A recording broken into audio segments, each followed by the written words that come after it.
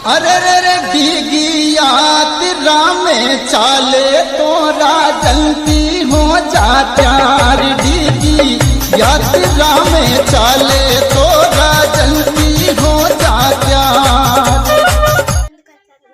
साथियों ये देखिए, रे रे रे उड़ती जावे रे पीड़ी लूगड़ी गीता मेरा मेरे उड़ती जावे पीड़ी लूगड़ी गीता मेरा में जिड़ाने। जिस शख्स से हम आपको मिलवाने जा रहे हैं वो किसी परिचय के मोहताज नहीं है। 1994 से वो संगीत के परिचय जानना चाहते हैं तो आपका पूरा परिचय हमारे ऑडियंस को बताएं। जी, मैं लखन भारती कलाकारों के लिए सर्वप्रथम तो मैं उनके उज्जवल भविष्य की कामना करूंगा और मैं चाहूँगा। सर, हम जानना चाह रहे हैं कि आपने जो संगीत की शुरुआत की थी वो कब से की थी? जी, मैं 7 साल तक रेगुलर उस यात्रा में जाता रहा और अपने भजनों पे नाचते रहे। हाँ, गाना बजा। किन किन कलाकारों के साथ में पार्टनरशिप की? देखिए, पार्टनरशिप की बात करें तो एक संगत कहेंगे, क्योंकि पार्टनरशिप हम लोगों ने किसी प्रकार का कोई विशेष नहीं किया। हमने मेरे आगे धर्म संकट की सबसे अच्छा भजन तो मेरे नहीं, आपके भजन सबसे मतलब अटके हैं, एक से बढ़ के एक अटके हैं, लेकिन आपके लिए सबसे अच्छा कौन सा है? चयन करना बड़ा मुश्किल होगा। मैं चाहूंगा कि अगर आप चयन करके देंगे तो ये आप लोगों का प्यार रहा है। 94 से सारी सारी दुनिया चांदी की मरडगी का राजा सोना का। सारी सारी दुनिया चांदी।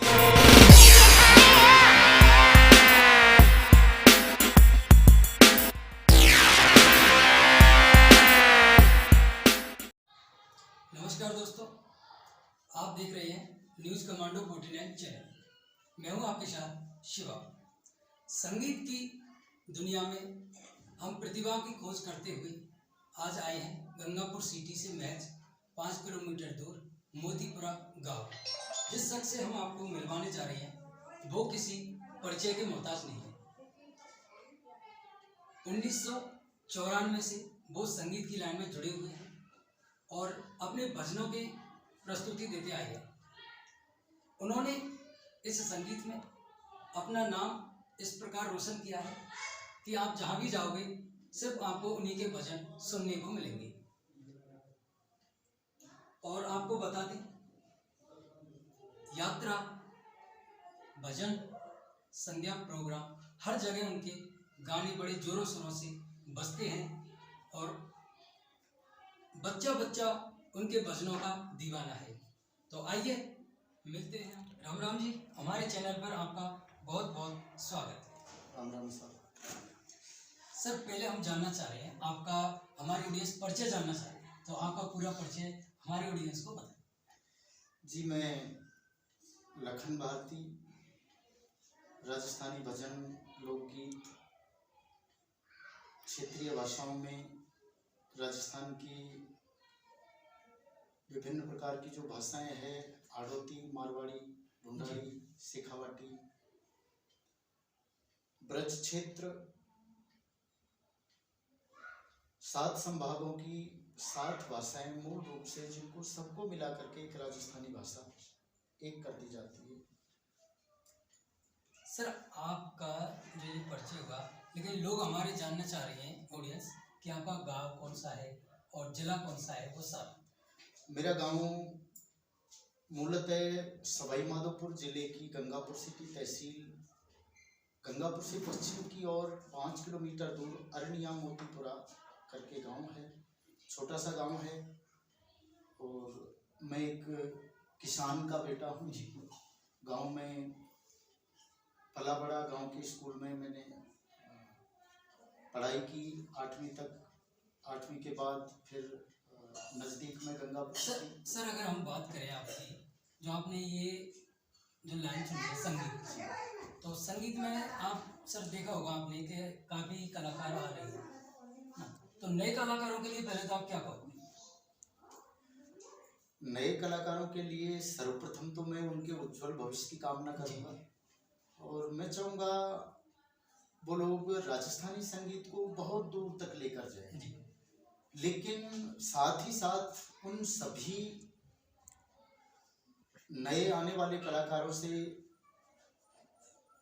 संदेश देना चाहूँगा कि वो लोग हमारे राजस्थानी कल्चर को साथ लेते हुए राजस्थानी संगीत की जो महक है जी उसे साथ लेकर के आगे चलें, और राजस्थानी संगीत पूरे भारतवर्ष में जी एक अहम स्थान रखता है। जो मिठास राजस्थानी संगीत में है जी वो भारतवर्ष के अन्य किसी राज्य स्तर के किसी भी संगीत में नहीं है। सर, हम जानना चाह रहे हैं कि आपने जो संगीत की शुरुआत की थी वो कब से की थी? यूँ देखिए, गाना बजाना मेरे परिवार में मेरे पिताजी जी गांव में सत्संग मंडली में गाना बजाना उनका रहा करता। फिर मेरे से बड़े भाई साहब वो गाना बजाना करते, भजन कीर्तन करते गांव में। उनसे मुझे बचपन से ही माहौल मिलता गया, मैं देखता गया। देखते देखते कहीं ना कहीं मेरे अंदर ये जिज्ञासा थी, किस तरीके से ये लोग गाते हैं, किस तरीके से ये बजाते हैं। जो साधारण वाद्य यंत्र हुआ करते थे मैंने देखा। तो मेरे घर में अक्सर हारमोनियम, ढोलक, मजीरे, खड़ताल ये चीज़ें मेरे यहाँ पे रखी हुई होती थी। बड़ा अच्छा लगता था उनको बजते हुए सुनना। सर, आपकी ये संगीत अब जैसे सबसे पहले आपने स्टेज प्रोग्राम किए, तो कुछ ऐसी चीज हमारे दर्शक देखना चाह रहे हैं जो आजकल अवेलेबल नहीं है जब आपने शुरुआत की थी संगीत की। देखिए, शुरुआत की अगर बात करें तो मैं कहूँगा कि मैं बचपन से ही गाने बजाने में लिप्त रहा हूँ। और 1994 में मेरे एक रिश्तेदार है सवाई माधोपुर से, और मैं उनको एक दृष्टि में गुरु का दर्जा भी देता हूँ। केदार जी के माध्यम से मैं जयपुर पहुंचा। उन दिनों मेरी उम्र मात्र 13 वर्ष थी। 13 वर्ष, मतलब 13 वर्ष से आपने भजनों में आना स्टार्ट कर दिया? ऑडियो कैसेट पे मैं फर्स्ट टाइम जब गा रहा था 1993 में, तो उस टाइम 13-13.5 वर्ष मेरी उम्र थी। और उन दिनों मैं सक्षम नहीं था कहीं भी जाने में, यानी कि जयपुर बहुत दूर की बात थी। जो मेरी होम सिटी है गंगापुर सिटी, वहाँ भी मैं सेल्फ डिपेंडेंट नहीं जा सकता जी। लेकिन मेरे पड़ोस के गांव में एक बहुत बड़ा सत्संग का आयोजन था, बाबा रामदेव के भजनों का आयोजन था, तो उसमें मैं गया हुआ था। और उस दिन जब मैं गा रहा था तो एक तो मेरी कम उम्र, दूसरा लोगों का मेरे को शुरू से अटूट प्यार मिला जी। लोगों का। जब भी जहाँ भी मैं गायन करता तो मैं थोड़ा सा गाता था और मुझे ढेर सारा प्यार मिल जाता था। लखन जी, अगर हम बात करें, जैसे आपने यात्रा भी की होंगी, और जैसे आपको कल्याण जी यात्रा गए, और आपके देखने को मिला है कि डिग्गी जी महाराज की बहुत कैसेट आपने निकाली हुई है, तो उन भजनों पे आपको जब नाच गाना किया, क्योंकि जब यात्रा में जाते हैं तो आदमी का अलग ही माइंड हो जाता है, अलग माहौल ना, तो आपको उस टाइम कैसा लगा? देखिए, यात्राओं का दौर 1999 की बात करें, 1999 जी, तो उन दिनों यात्राओं का चलन कम था। हाँ, कम था। हमारे गंगापुर सिटी से कल्याण महाराज की यात्रा जाती थी जी, और वो पता नहीं कितने सालों से जा रही थी पहले से। और सुनने में आया है कि 5 लोगों ने उस यात्रा को शुरू किया। तो बहुत बड़े जत्थे के साथ मैंने उन्हें देखा। तो सन 2000 में 99 में मैंने पहले एक एल्बम रिकॉर्ड किया जी, लेकिन दुर्भाग्यवश वो मार्केट में लॉन्च नहीं हुआ।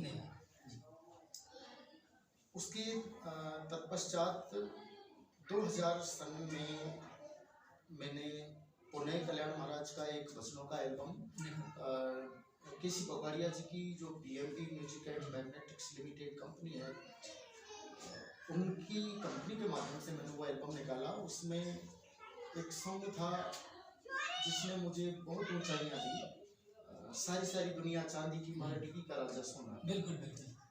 सन 2000 की बात है। तो उसके बाद यात्राओं का ट्रेंड बनता गया और सन 2000 के बाद अनायास ही मेरे मन में एक उमंग पैदा हुई और मैंने जो यात्रा का जत्था जाता था हाँ। तो उन दिनों में यात्रा के साथ जाता था अच्छा। और जहाँ पे भी यात्रा का स्टॉपेज स्टॉपेज होता वहाँ पे 5 भजन 10 भजन हम लोग किया करते थे। उन दिनों हम कोई पैसा नहीं लेते थे और पैसा नहीं लेते हुए भी हमें इतना पैसा मिल जाता था जी। कि जो एक मांगने से भी नहीं मिल पाता, अब बिन मांगे तो मोती मिलते थे। ये फैक्ट बात है कि बिन मांगे मोती मिले, मांगे मिले ना भी। क्या बात, क्या तो बात। उन दिनों लोगों की ओर से इतना चढ़ाव आता था, कल्याण प्रभु की कृपा इतनी बरसती थी जी। कि मैं 7 साल तक रेगुलर उस यात्रा में जाता रहा और अपने भजनों पे नाचते रहे। हाँ, गाना बजाना ये देखो उन दिनों मुझे तो दरअसल गाने से ही फुर्सत नहीं अच्छा, होती थी अच्छा। और डांस से मेरी शुरू से हॉबी नहीं रहा है। लेकिन लोगों को नचाने के बहुत हाँ, वो भजन निकालते हो वो आप। बिल्कुल सही है। नृत्य एक संगीत के 3 विषय है, जी। गायन, वादन, नृत्य। तो जो सबसे कमजोर विषय है मेरा वो नृत्य है। अच्छा। उस क्षेत्र में मैं मेरी स्थिति बहुत नगण्य है। गायन थोड़ा बहुत आता है मुझे, वादन भी मैं अपना काम जैसे वादन में कौन सा यंत्र? देखिए एक मूलतः हम जिस कैटेगरी के गायक हैं जी। उस कैटेगरी में एक सधे हुए गायक को इम्पोर्टेंट होता है कि वो हारमोनियम प्ले में करे और हारमोनियम मेरा साज है। उसी के आधार से मैं अपना गायन प्रस्तुत करता हूँ। लगन जी, अगर हम बात करें आपकी शिक्षा की, तो ऑडियंस जानना चाह रहे हैं कि आपकी शिक्षा कहाँ तक हुई है और कहाँ पर हुई है? मैंने बताया पूर्व में कि मिडिल क्लास में मेरे गांव से प्रथम पहली से प्राथमिक जो कक्षाएं हैं वो मेरी राजकीय प्राथमिक विद्यालय मोतीपुरा से रही। तत्पश्चात मिडिल क्लास मेरी राजकीय उच्च प्राथमिक विद्यालय अरनिया से रही। सेकेंडरी हायर सेकेंडरी राजकीय सीनियर सेकेंडरी विद्यालय गंगापुर सिटी जी। तो उससे रही। फिर गंगापुर सिटी कॉलेज से मैंने बीए में दाखिला लिया। आर्ट्स मेरा विषय रहा और बीए करने के साथ साथ उन दिनों में संगीत की ओर ज़्यादा चला। फिर मैंने प्रयाग संगीत समिति इलाहाबाद से मैंने म्यूजिक से डिप्लोमा किया और उन्हीं दिनों राजस्थान संगीत संस्थान किशनपोल बाजार जयपुर में जो स्थापित है वहाँ से भी मैंने मध्यमा किया और एजुकेशन को मैं बहुत आगे तक नहीं ले जा पाया। उसका मूल कारण यही रहा कि मेरा पूरा फोकस म्यूजिक की ओर चला। लेकिन सर, जैसे आजकल जो नए कलाकार आ रहे हैं और बहुत सारे पुराने भी कलाकार हैं जी ना, किसी का नाम यहाँ सो नहीं करेंगे, लेकिन बिना डिग्री के, जो आपने अभी बताया था कि आपने म्यूजिक से डिग्री की है, तो बिना कलाकार के जो बिना डिग्री के जो लोग आ रहे हैं तो उनमें और डिग्री करने वाले में क्या फर्क है? देखिए, थोड़ा सा। संगीत एक ऐसा विषय है जी। मैं कहूँगा अगर संसार का सबसे टफ कोई सब्जेक्ट है वो संगीत, तो वो संगीत को पढ़ना बहुत डिफिकल्ट है, बहुत बड़ा विषय है। और इस सब्जेक्ट की एक मूल विशेषता है जिस तरीके से साइंस को बायो या केमिस्ट्री को प्रैक्टिकल ज़्यादा किया जाता है, ठीक उसी प्रकार से म्यूजिक में 40% थ्योरी होता है और 60% प्रैक्टिकल का सब्जेक्ट। म्यूजिक को वास्तविकता में देखा जाए तो इस विषय को बिना डिग्री और बिना डिप्लोमा कोई गाना बजाना करता है तो वो एक गॉड गिफ्टेड है। बहुत सारे लोग पूर्व से ही वो प्रकृति प्रदत्त उनके पास ये विधा होती है। जी। लेकिन आपने प्रश्न किया कि आज के कलाकार, तो आज के कलाकारों में सर्वप्रथम मैं नहीं कहता सब लोगों के लिए, लेकिन अगर आप कलाकारों में आदिकाल से कई प्रकार की कैटेगरी रही है, मैं जानना चाहूँगा आपसे, आप किस कैटेगरी किस लेवल के कलाकारों के बारे में जानना चाहेंगे? जैसे आजकल जो चल रहे हैं आपके जो भजनों में अपन देख लेते हैं, है ना, तो भजनों में मुझे नहीं लगता कि बिना एजुकेशन के आदमी अच्छे भजन गाते हैं।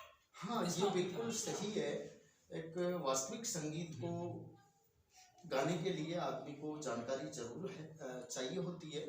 और ये आपने भी सुना होगा, गुरु बिन ज्ञान नहीं। तो गुरु के बिना ज्ञान कतई संभव नहीं है। और म्यूजिक एक ऐसा विषय है जिसमें निरंतरता, रेगुलरिटी होना अति आवश्यक है। जब तक गुणी लोगों की सानिध्य में कोई भी व्यक्ति बिल्कुल अपना समय नहीं दे सके, तब तक वो संगीत को अच्छे से नहीं कर सकता, ठीक से नहीं कर पाएगा। लगन भारती जी, ऑडियंस हमारे जानना चाह रहे हैं कि आपने किन किन कलाकारों के साथ में पार्टनरशिप की है? देखिए, पार्टनरशिप की बात करें तो एक संगत कहेंगे, क्योंकि पार्टनरशिप हम लोगों ने किसी प्रकार का कोई बिजनेस नहीं किया। बिल्कुल बिल्कुल। और संगत की बात करें तो जो 2000 से 90 से 2000 का दशक था, उसमें राजस्थान प्रदेश में मूलतः जो दिग्गज हस्तियां हुआ करती थी, उनसे करीब करीब सभी का सानिध्य, सभी का आशीर्वाद मुझे मिला। जिनमें मारवाड़ से, जिनको बाबूजी के नाम से संबोधित किया जाता है, रामनिवास जी राव, उन्होंने मेरे को मैं मिला, उनका आशीर्वाद मिला मुझे। और धर्मेंद्र गावड़ी जो बहुत अच्छे गायक हैं और बहुत अच्छे मेरे, मैं मित्र नहीं कहूँगा, मैं भाई कहूँगा उन्हें। और उन्होंने हमेशा अपने अनुज का प्यार मुझे दिया। उनके अलावा राजकुमार स्वामी, वो मेरे बहुत क्लोजअप रहे। और उन्होंने मुझे, वो मेरे से सीनियर भी थे और उम्र में भी थोड़ा सा बड़े थे मेरे से, तो उन्होंने भी मुझे अपना अनुज का प्यार दिया। सर, आजकल सोशल मीडिया का जमाना है और आप ये जो सोशल मीडिया से बहुत पहले के कलाकार हो, सब लोग इस बात को जानते भी हैं लगन भारती के नाम से। लेकिन जो चैनल चल रहे हैं आजकल आपके नाम से, मैंने देखा था यूट्यूब पर, तो काफी चैनलों पे शो हो रहा है आपके सॉन्ग्स। देखिए, बहुत सारे लोग हैं जो कहीं ना कहीं मेरे प्रति आस्था है, उनकी मेरे प्रति भावनाएं हैं, और उन लोगों ने मेरे कुछ सॉन्ग डाल रखे हैं। तो वो उनका विषय है, कहीं ना कहीं मेरा उनके प्रति अपनत्व है आज भी। और मैं अपना यही भाव जाहिर करता हूँ कि वो लोग मेरे हैं, समझदार लोग हैं वो, और उन्होंने शुरू से कभी मुझे नुकसान नहीं दिया, तो आशा करता हूँ वो आगे भी नहीं देंगे। और कहीं ना कहीं चैनल आज की ज़रूरत है, समय के अनुसार आदमी को अपने आप को मॉडिफाई करना होता है। और मैंने भी एक छोटा सा चैनल आप लोगों की सेवा में बनाया, लखन भारती ऑफिशियल। मैं तो आपके चैनल के माध्यम से, न्यूज कमांडो 24 के माध्यम से यही कहना चाहूँगा कि जो वास्तविक म्यूजिक है उसको आप सुने। राजस्थानी जो संगीत है, राजस्थानी संगीत की महक है, उसकी निरंतरता बनाए रखें। और फुअरता का मैं शुरू से विरोध करता रहा हूँ, आगे भी करता रहूँगा। जो मेरे साथी कहीं ना कहीं राजस्थानी संस्कृति को किसी भी तरीके से प्रत्यक्ष या अप्रत्यक्ष रूप से कहीं ना कहीं क्षति पहुँचाते हैं, मैं निश्चित रूप से उनसे विनती करूँगा, निवेदन करूँगा कि वो लोग संस्कृति को बख्शें और संस्कृति के साथ, राजस्थानी संगीत के साथ किसी प्रकार का कोई मजाक नहीं हो। जो हमारी संस्कृति है राजस्थान की, राजस्थान का जो संगीत है वो अविरल है, अनिश्चल है। और हमारे इस संगीत की महक संपूर्ण भारतवर्ष नहीं बल्कि पूरे विश्व में देखी गई है। सर, आपकी जो आवाज़ है उसको हमारी ऑडियंस सुनना चाह रही है, तो आपका जो सबसे अच्छा भजन है वो आप 2 शब्द हमारी ऑडियंस के लिए सुनाए। देखिए, आपने मेरे आगे धर्म संकट की स्थिति पैदा की। सबसे अच्छा भजन तो मेरे नहीं, आपके भजन सबसे मतलब हटके हैं, एक से बढ़ के एक हटके हैं, लेकिन आपके लिए सबसे अच्छा कौन सा है? चयन करना बड़ा मुश्किल होगा। मैं चाहूँगा कि अगर आप चयन करके देंगे तो ये आप लोगों का प्यार रहा है।